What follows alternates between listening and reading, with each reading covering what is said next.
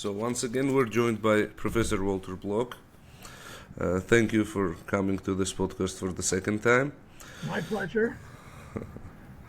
And let's start basically where we left off our last session. And so I'm interested in how do we transition into libertarianism from today's world. So my question is, since we know that transition costs are so high, and by costs I mean, for example, when you need to abolish taxes, abolish health care, abolish pensions, well, governmentally funded, and you need to transfer it to the private sector. Like, this process may take years, if not decades.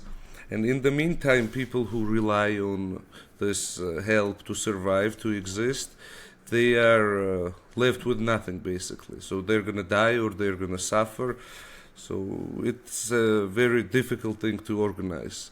So how do we do it? That's my question. I got scared when you said we're going to abolish health care.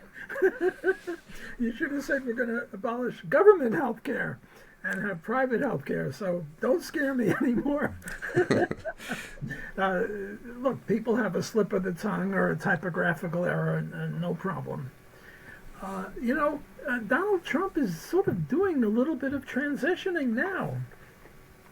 I mean, he's not a libertarian, but what he's doing to a great extent is very compatible with libertarianism. He's trying to reduce government waste. And less government waste means more prosperity for everybody. And this will ease the transition toward more free enterprise. He's stopping all these silly things about the sex lives of snails and the stuff that they're finding out about. There used to be this thing called the Golden Fleece Awards, and this is an award to government for the most stupid, idiotic, wasteful activity. He's getting rid of DEI, diversity, equity, and inclusion, which just means affirmative action, which just means that, look, if we want to cure cancer or cure heart disease or cure stroke or any of that, we need the best people in the laboratory. We don't care what color their skin is. We just want the best people.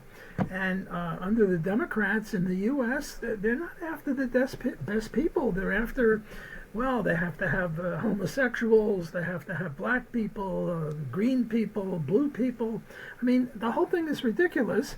And Donald Trump, bless him, is getting rid of this. So I regard that as part of a transition away from mishigas, that's Yiddish for craziness, and toward a little bit of sanity. Okay, now let's talk about health care. One reason that we don't have as good health care as we should have is because we don't have as many doctors as we should have. We need more doctors. We need more people who are medical scientists, which is what a doctor is. Why don't we have more doctors? Because I don't know what it is in your country. I'm a disgrace. I should be more familiar with your country, but I'm pretty familiar with my country and also Canada. And in these two countries, what we have is the American Medical Association or the Canadian Medical Association. Look, suppose you and I, Otto, decided to start a medical school in the U.S. Now, neither of us are doctors, but what we do is hire doctors to be the professors. Do you know what would happen to us? We would go to jail. Because it's illegal to start a medical school without permission from the AMA and from the government. And I hope Donald addresses this one of these days. It's illegal for us to do it. And this is a horrible situation. So you talk about a transition toward better medical care for people. Well, one way is to get rid of this law and allow you and I to set up a partnership, the Walter Otto Hospital Medical School, whatever we want to call it, and to not prohibit this by law, and we would do a good job. We would hire, as professors, accredited doctors and people with a PhD in biochemistry or whatever we need. And I don't know the specifics of it. I'm not going to do this. But the point is that it should be legal. And now we would have more doctors.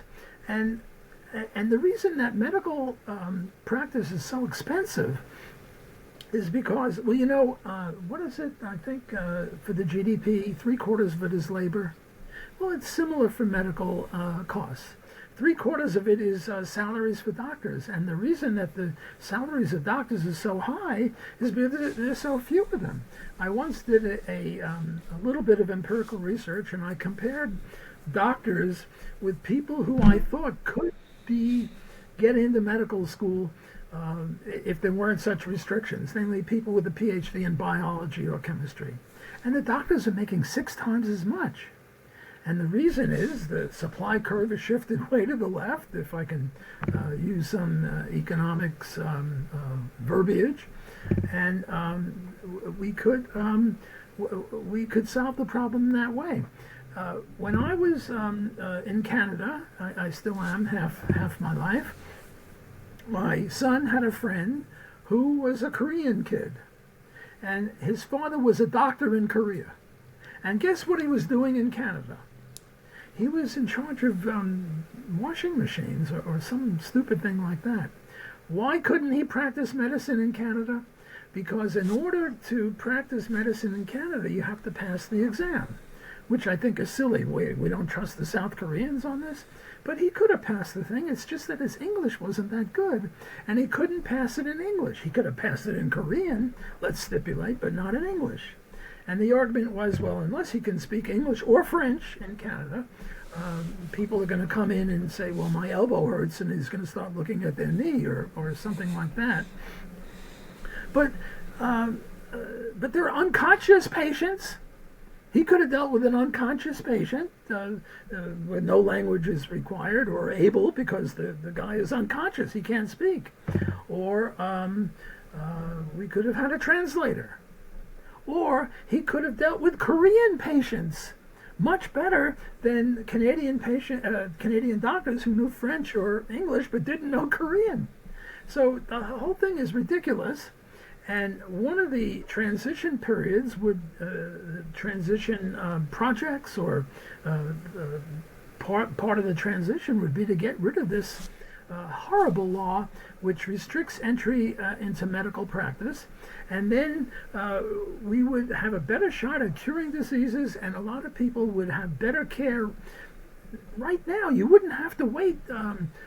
Well, you have to wait a little bit because it'll take some time to give foreign doctors like my son's friend's father, take them a week to practice, and now we'd have a whole bunch of other foreign doctors who can practice, and it would take 4 or 5 years to get many more medical students through the medical school.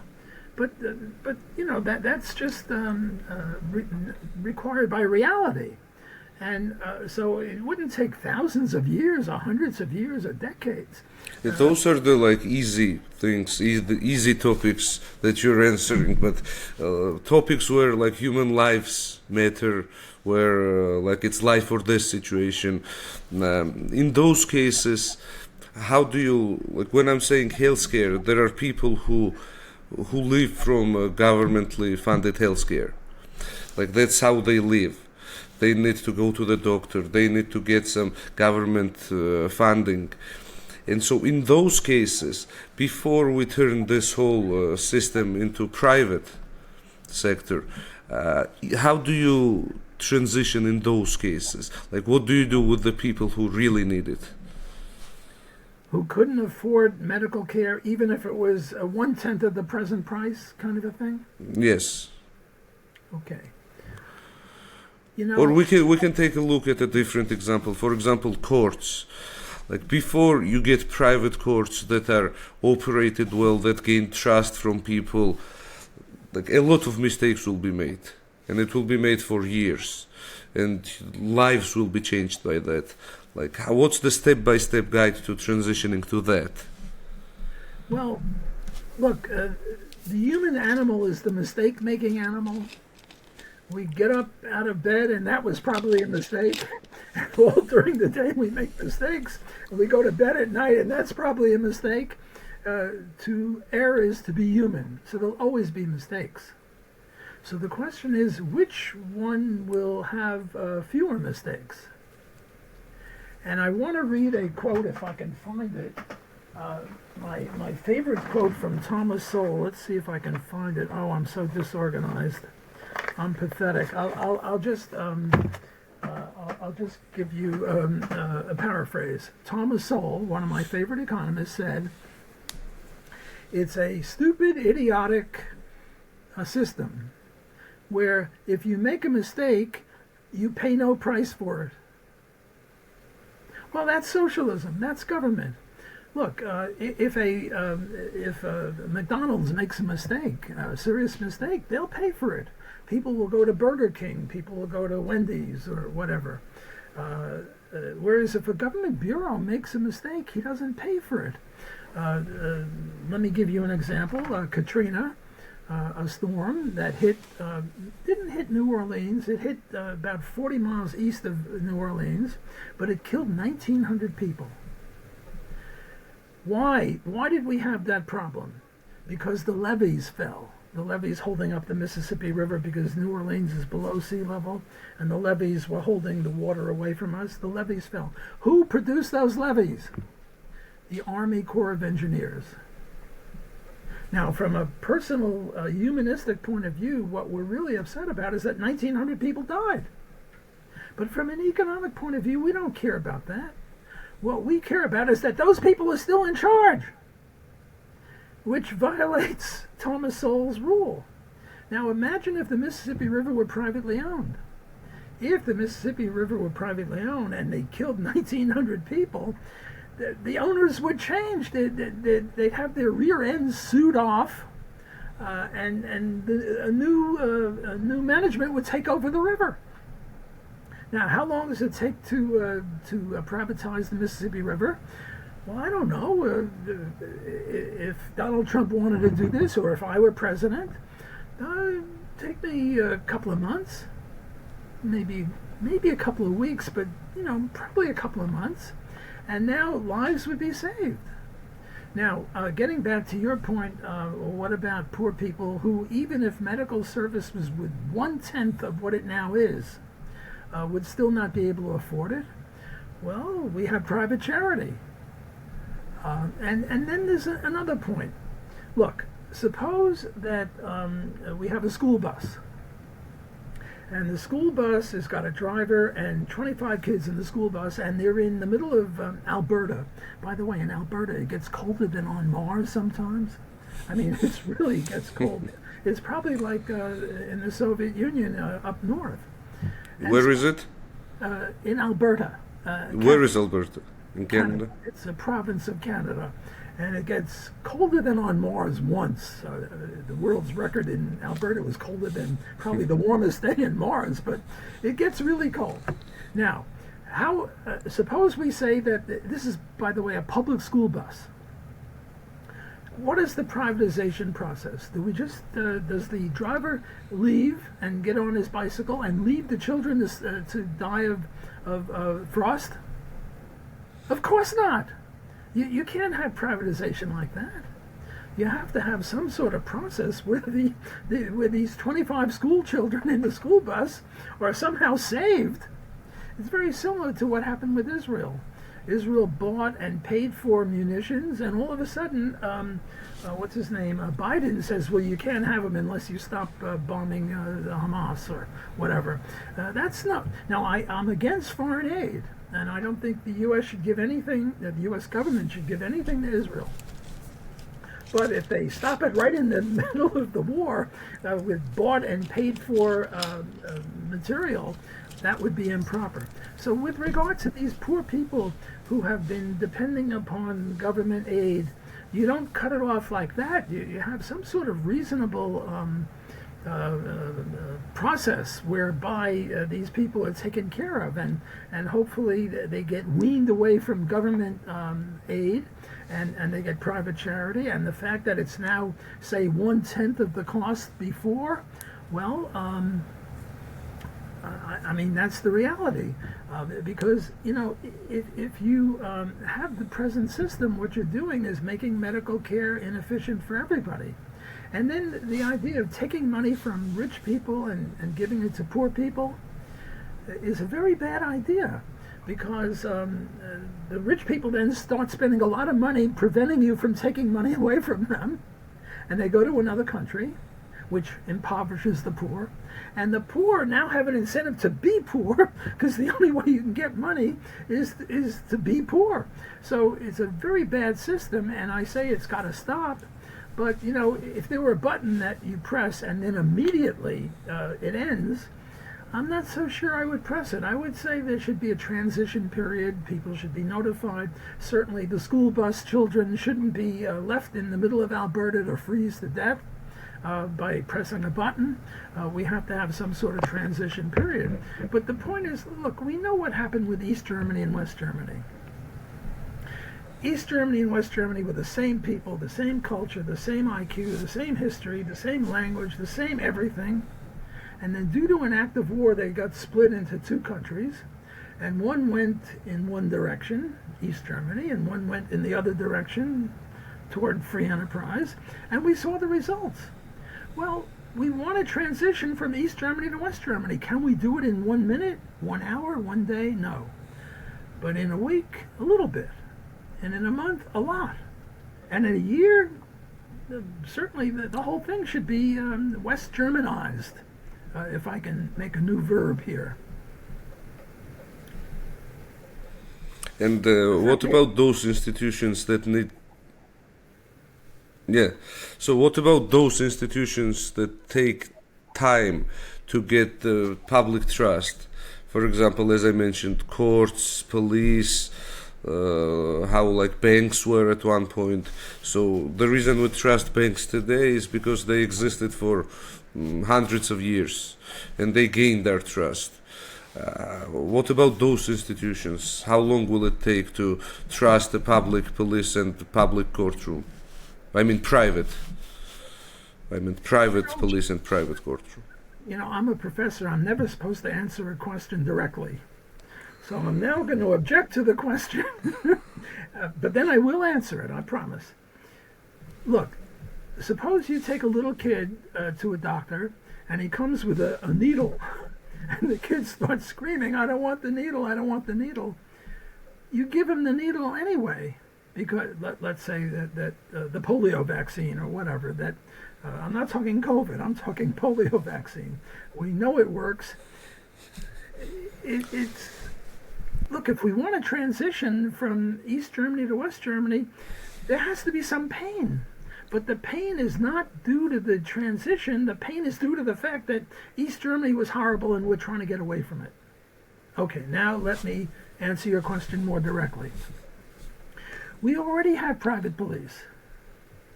There are more private police than government police in the U.S. I don't know about in other countries. These are the people that guard the malls and shopping centers and things like that. And then we already have private courts, arbitration. You go to a government court and it'll take you 10 years for the case to be settled. I'm exaggerating. But there was this Dickens novel with Jaundice versus Jaundice. I forget the name of the title of the book, but it took generations for the government court to settle anything, whereas you go to a private agency, and they'll settle it in not 5 minutes, but maybe not 5 hours, but 5 days. So we already have private police, we have private courts, we have private, there's this thing called the FDA in the U.S., Food and Drug Administration. And what they do is they say, well, this drug is okay, this drug we're going to test, this drug is no good, you can't use it. Again, I look at Thomas Sowell and I say, a system where if you make a mistake, you pay no penalty is not a good system. Well, the FDA made a very bad mistake with thalidomide. Thalidomide was a morning sickness drug for pregnant women. pregnant women in the first trimester, they cough a lot and they have stomach aches, and this was a very good drug for that. The problem was that in 1% or 2% of the babies, they were malformed. 3 arms or 1 arm or no arms, or very serious malformations. Did the FDA lose anything? No, the FDA is still there. Whereas if we had private certification agencies like Consumers Reports, or for stocks, it's, Moody's and Fitch and Standard & Poor that rate bonds and stocks. See, we already have private institutions that do these things. So during the transition period, it wouldn't be so bad as you're making out, that everything would be chaotic and massive people would die. What we have to do is have a transition period that worries about the poor, worries about the people who are the least and the last and the lost among us. But we have to have a transition period. You have to give that kid his polio vaccine. There has to be some harm, some hurt, but the hurt is attributable not to the transition period. The hurt is attributable to the very bad thing from which we are transitioning. Mm-hmm. Okay, I see. What's the most, let's say, controversial libertarian topic you can think of, that a lot of people talk about, discuss, nobody can agree, and what's your take on it? Not some straightforward answer, but something more sophisticated. Well, I don't know about sophisticated. I'm just a country boy from Brooklyn. I'm not sophisticated. I would say there are 4 or 5 that are very, very controversial. One is Israel. One is abortion. Another one is voluntary slavery. Not actual slavery. Actually, slavery everyone opposes, but voluntary slavery. The idea here is, my son, God forbid, has a horrible disease. It'll cost $50 million to cure him. I don't have anything like $50 million, but I value his life more than my freedom. You are very rich. You're like Bill Gates. You've long wanted me to be your slave. Not an indentured servant, but a slave. And you pay my son's doctors $50 million, and now I come to your plantation and I pick cotton and give you economics lessons or whatever it is, and you can kill me if you want to. That's part of the deal. Now, me and Robert Nozick think that this is a valid contract. Murray Rothbard and many other libertarians think it's invalid contract because you can't alienate the will. But that's a very controversial area. Another controversial area is immigration. Some people, myself and Bumper Hornberger, are open borders. Murray Rothbard and Hans Hoppe, they're not closed borders, but they want to have limited borders, limited immigration. They don't want criminals and rapists and stuff like that. And my view would be, well, yes, we don't want criminals and rapists, but the best way to do that is to privatize every square inch of the country. And now, if you invite a criminal or a rapist in, you're responsible. So we're going to solve the problem the free enterprise way. The idea here is somebody comes from Mars. I don't know why why I'm into Mars, but I'm into Mars. And a Martian comes, and he starts homesteading land in the middle of the Rocky Mountains in Wyoming. And now an ICE person, ICE is, I forget the acronym, the people who guard the border, they come to this Martian and say, what are you doing? He says, well, I'm homesteading unhomesteaded land. This land here has never been touched by anyone, and I'm homesteading it. And the guy says, well, sorry, you'll have to leave, go back to Mars. And the guy says, well, what libertarian rule am I violating? And there is no rule that he's violating. So I think that Hans Hoppe and Murray Rothbard are giving up on libertarian theory in order to they're jettisoning libertarian theory in order to save us from rapists and murderers. And I think there's a better way to save us from them, and that is to privatize everything, and then the market will take care of it. And what was the other one? Oh, abortion. Abortion is a very controversial area. Murray Rothbard is pro-choice. Ron Paul is pro-life. And they're 180 degrees apart from each other. They can't both be right, because they totally disagree with each other. And I think they're both wrong. I think my view of evictionism is the only correct libertarian view, namely that the pregnant mother, take the case of rape. A little girl, 12 years old, is walking down the street. She gets grabbed. She gets raped. She's now impregnated. And the pro-life people say, well, they're going to rape her for 9 months.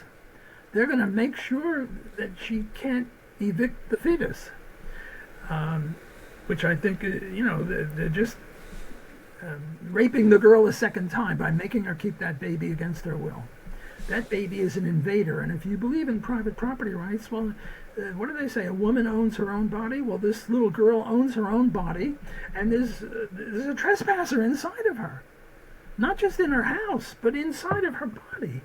And they say, well, she can't evict because the baby, it's a human being. And I agree, it's a human being.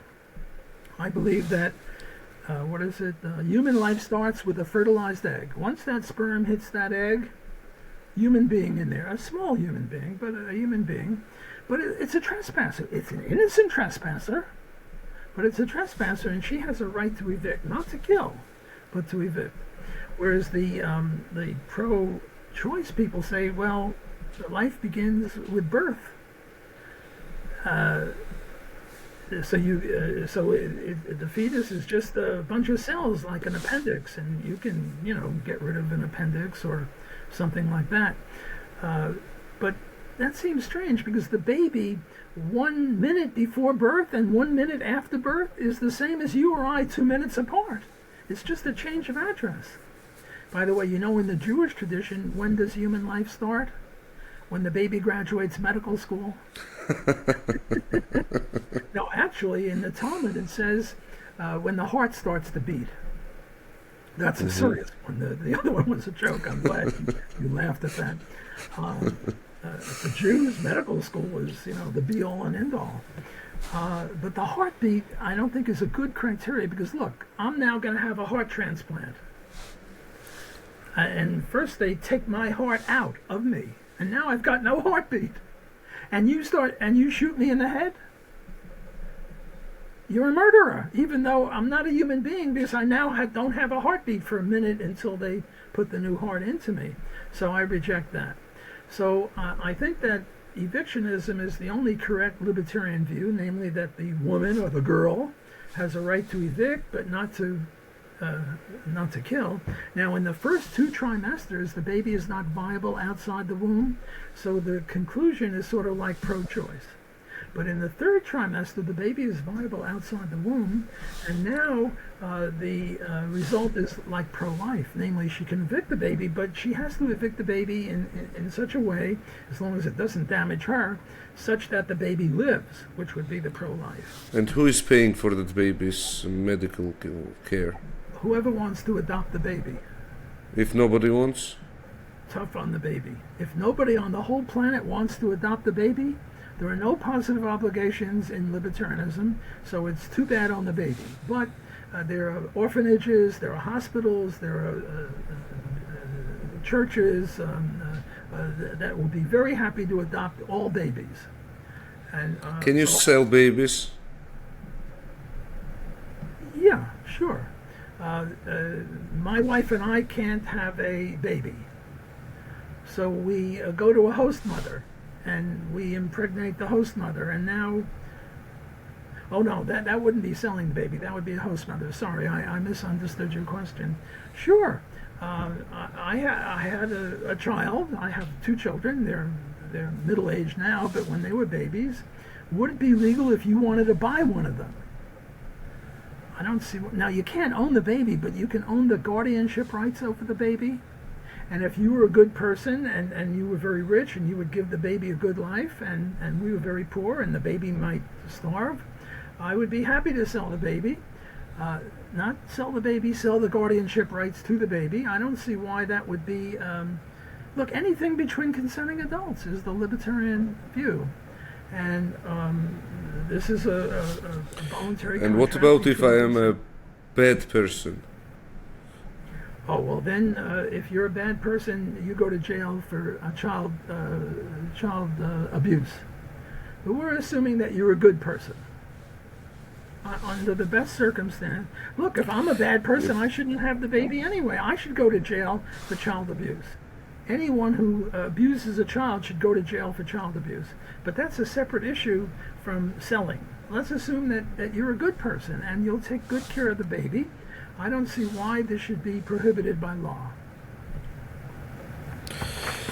And I think this is also another controversial topic, is children's rights in general. To what extent can parents decide the life of the child? For example, their education.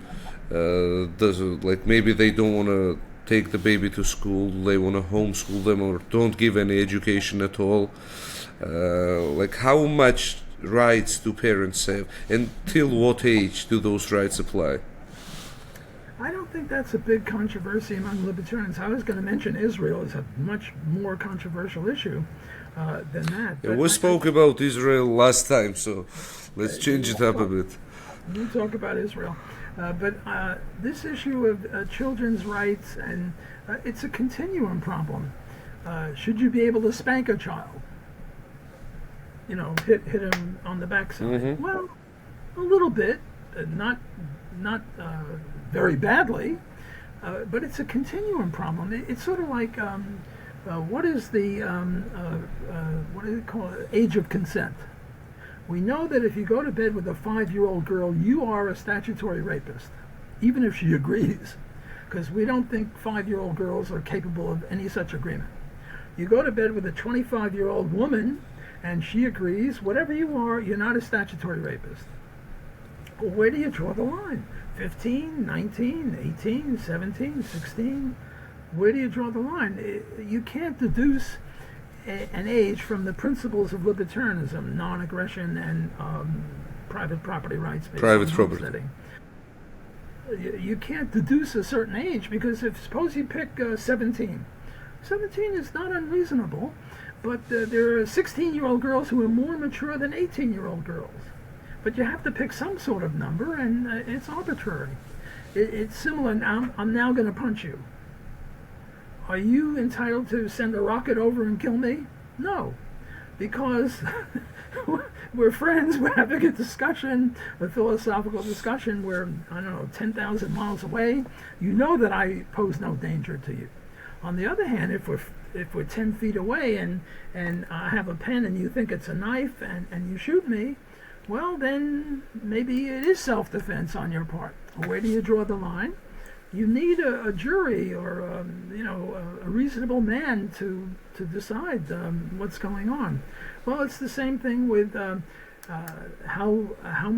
when is the child able to leave? And now you have special cases where you have child actors who are 10 years old or 8 years old, and yet they have a lot of money because they were a child actor. And they could leave if they wanted, and I would say if a court agreed that they could leave and get another adult guardian, that would be okay. So I don't think it's that controversial of an issue among libertarians. I think most libertarians would agree with what I said, that it's a gray area, there's a continuum problem, and that there's no arbitrary answer that you can deduce from libertarian. Do parents have obligations to their children? The fact that they have a child, does it mean that they are forced to feed the child, to provide for it? And to what extent are they forced to? Does education count? Or where is the line? This is a very, very important question, a very ticklish question. And I think that I think what I'm going to say most libertarians would agree with, but I'm not sure. But I'll give you my analysis of it, and you let me know what you think. First of all, there are no positive obligations. Nobody has to do anything unless they contracted for it. You bought that headphone that you're wearing. They gave you the headphone. You are obligated to pay for it because you agreed to pay for it. Or if you gave them the money first, they're obligated to give you the headphone. So there are positive obligations that you take on yourself. But if you don't take it on yourself, if you don't contractually agree, then there are no positive obligations. Okay, so here's the situation. The mother and the father, they come back from the hospital, they put the baby in the crib, and they don't feed the baby. Don't feed the baby, and the baby dies. And they say, well, we have no positive obligations. Leave us alone. We're not murderers. And this is wrong. And why is it wrong? It's wrong because of what I call donut theory or bagel theory. And did I ever do this with you before? No. Stefan Kinsella was kind enough to call this the Block Proviso. The Blockian Proviso, after the Lockean Proviso. John Locke had a proviso that, that the homesteading would justify ownership of land as long as there was good enough other land for other people to get. Well, we libertarians all reject that. That means you can't own everything. This is the Blockian Proviso. So I'm now going to draw a bagel. I'm from Brooklyn. We're into bagels. So what's going on with bagel theory? There are three areas, A, B, and C. Can you see that? Yes, yeah. It's a bagel. And the question is, can you homestead in the format of B? Namely the bagel. So without owning A, right? Correct. Without owning A.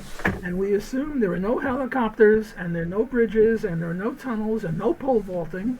And you may not homestead in the area B. Why not? Because then you are precluding or forestalling people from homesteading A. You are controlling A without ever having homesteaded it. That's non-kosher. Very bad. Okay? And in the Talmud, it really says that if you want to homestead in area B, you have to allow a path through your property into A so that other people can get into A. Okay? And I think that most libertarians would agree with this, although Stefan Kinsella doesn't, but he and I have had disputes over this. I think this is absolutely libertarian, 100% positive proof. Now let's get back to this couple.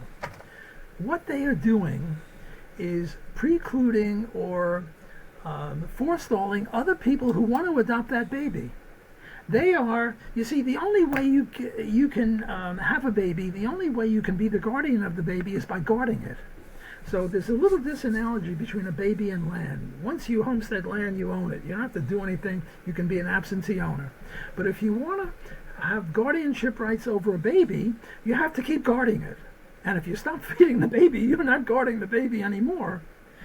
And somebody else wants to homestead the baby, the orphanage would be happy to have that baby.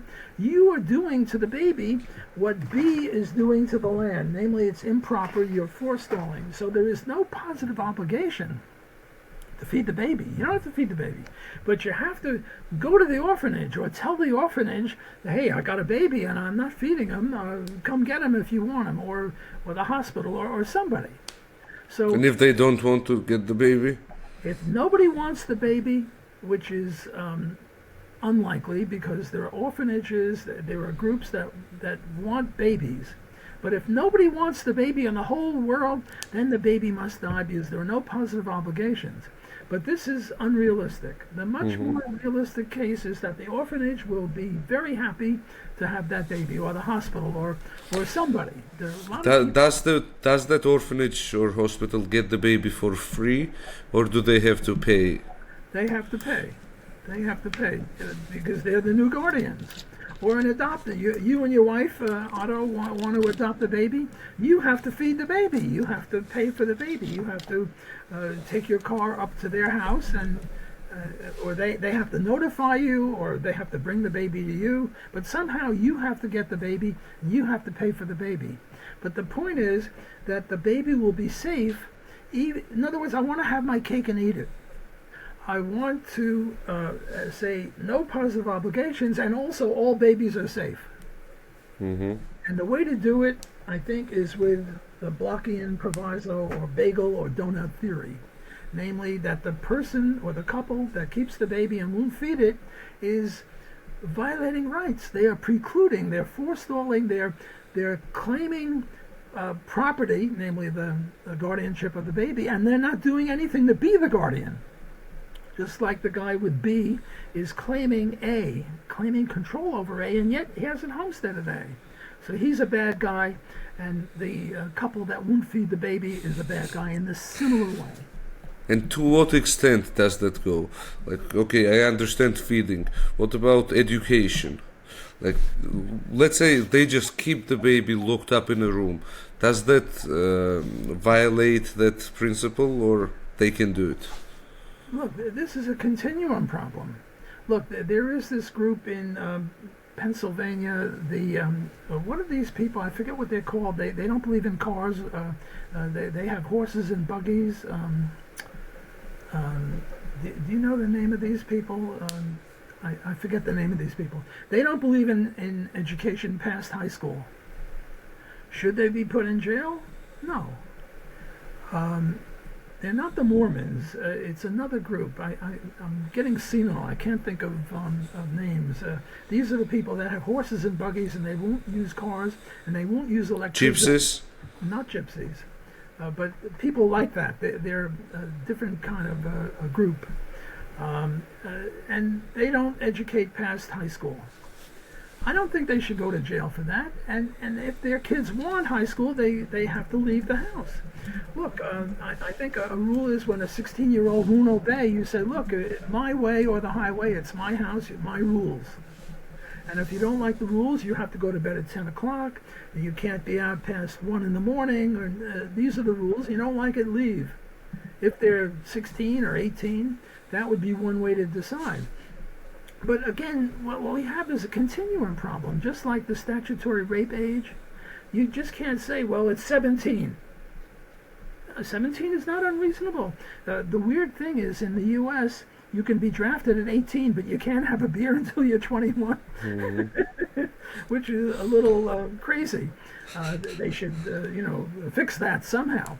But the questions you're now asking are continuum problems, and there's no one right answer. Like, take spanking. Can you take a baseball bat and hit the kid in the head? No. Can you give a light slap when the kid doesn't look both ways and you're trying to teach him to cross the street? Okay, what the heck? I got into a big debate with somebody about light spanking. And he said spanking is assault and battery. Look, if you did something bad and I spanked you, that would be assault and battery. But you're not my kid. And you're an adult. I have an adult son who's roughly your age, middle age, in his 40s. I don't know how old you are, but if I spanked him, he would just sort of laugh at me. But when he was 4 years old,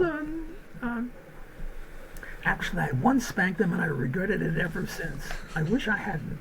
But if people spank kids, it's for their own good, to teach them a lesson that when you cross the street, you have to look both ways. And if you don't look both ways, I think the carrot is better than the stick to teach the kids to look both ways when you cross the street. But, if somebody spanked a kid, I wouldn't say that they should go to jail. Why did you spank your son? He was misbehaving, and I was an idiot. I shouldn't have done it. I regret it. For me, I think when you don't educate your child, don't take him to school, you leave him at home, maybe lock him up in a room, isn't it wasting the potential of the child? So doesn't the same principle apply as wasting potential of the land that's in the middle? I think if you did that, you'd be guilty of child abuse. You keep him in a room, you don't let him out of the room. Maybe you let him out of the room, but so you waste his potential. That's the idea that I have. Look, they're Mennonites. That's the group I was trying to think of. I couldn't think of it. But they don't believe in a college education. And I tell you, I'm a professor, and universities are cesspools in the United States. They're all a bunch of Marxists. The professors are mainly Marxists and feminists and queer studies and black studies and Michigan studies. I know, I've been there. Seen it with my own eyes. So I'm not a big fan of university, although my university, well, my classes are pretty good. I vouch for my classes. I give an alternative view. I'm not a socialist or a Marxist.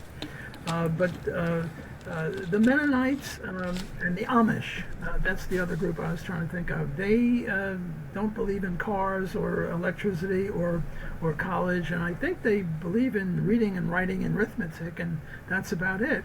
And I don't think they should be put in jail. But if you keep a kid in a room and you won't let him out of a room, it's like he's in prison. I think that's child abuse. But you keep asking questions that are predicated upon continuum, and you know, I would have to say, well, you know, this is really no good, this is fine, and over here I'm not sure.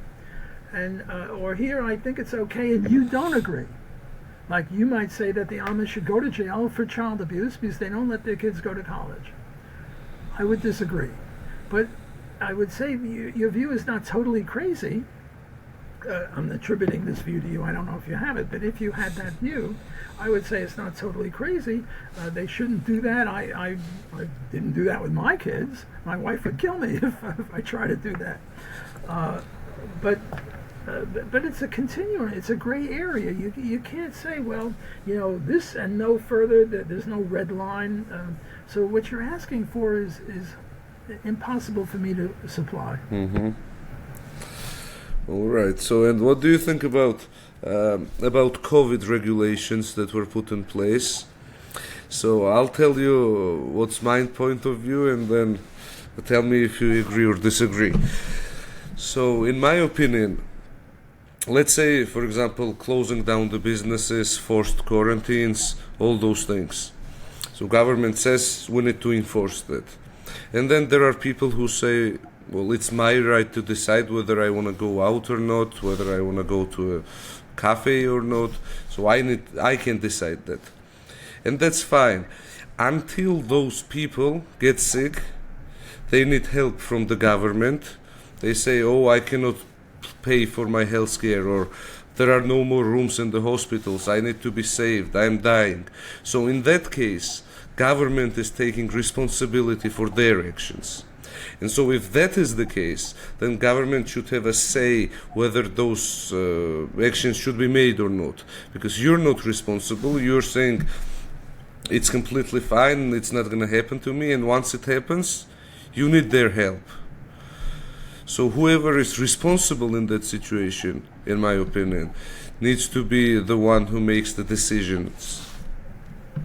I don't disagree with you much. Actually, this is a controversial area among libertarians, and Lou Rockwell and the Mises Institute had the view that no restrictions whatsoever.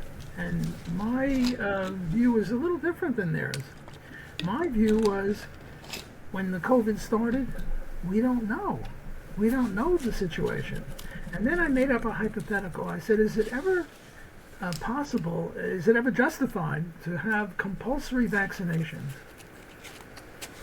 And I came up with a case where it is. I'm now going to stick a needle in your arm, and I'm going to put some stuff in there. And the obvious libertarian answer is, this is assault and battery. However, there is this thing called, what was her name?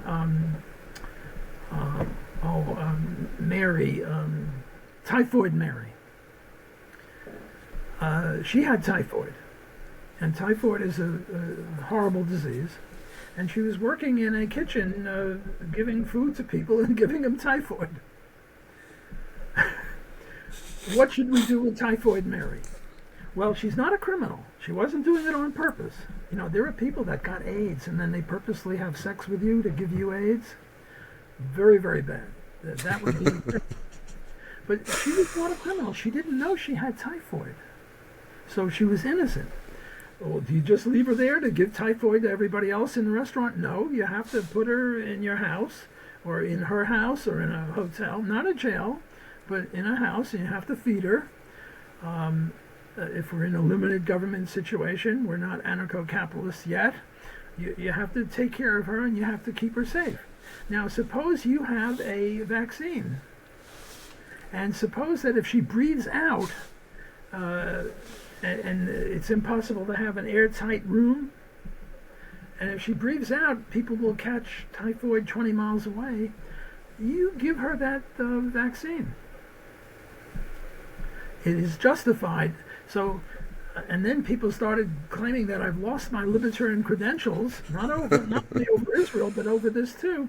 But I'm making a hypothetical. I'm saying, look, if you exhale and you create typhoid for someone 20 miles away, you're a murderer. Maybe innocently, but now I tell you that you're doing this, and I say, look, I have a cure here, and let's stipulate the cure works, and won't give you a heart attack or won't kill you like the COVID thing did. Well, I think it would be, under these very restrictive circumstances, it would be justified to have compulsory vaccination for typhoid Mary. Now look, when COVID came out, I mean, Fauci, the guy in charge of COVID in the U.S., what he was doing is, if you disagreed and you were a doctor and you wrote that his program was no good, he would try to get you in jail. Well, I believe in free speech. I'm a fan of John Stuart Mill. The way to get to truth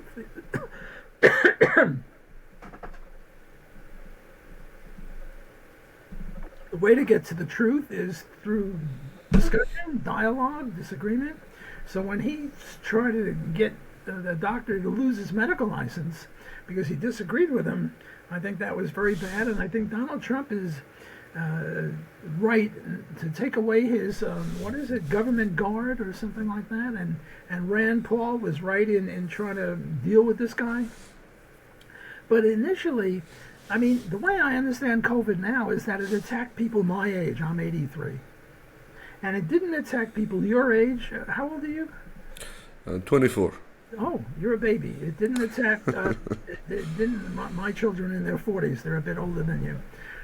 It didn't attack you, and it didn't attack 4-year-olds. But we know that Monday morning quarterbacking, we learned that much later. Initially, they thought that it would kill everybody, and we had this thing that the FDA didn't even test. So I wasn't as much against Fauci initially, because we didn't know.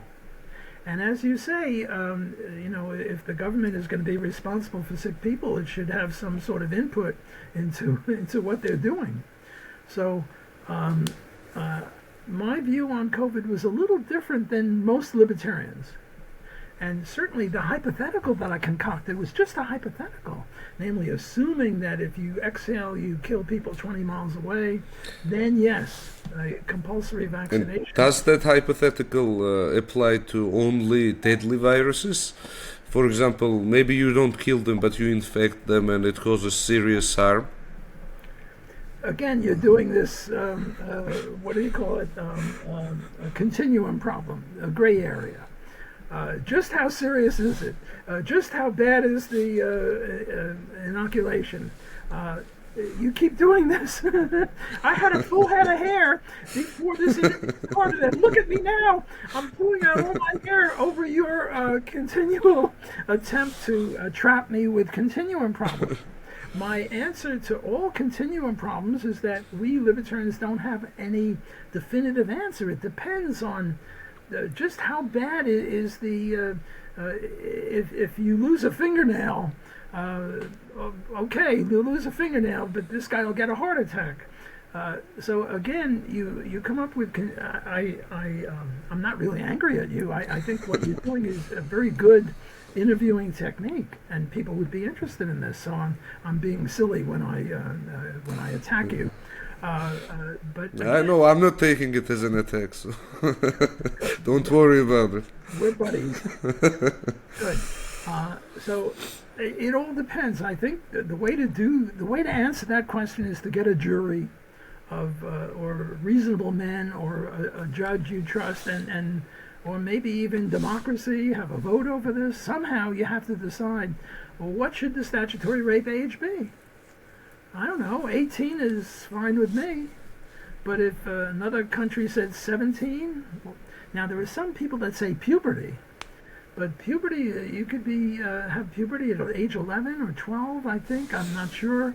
And I think that's way too young for statutory rape age. but the question is the statutory rape age, and then just how much harm.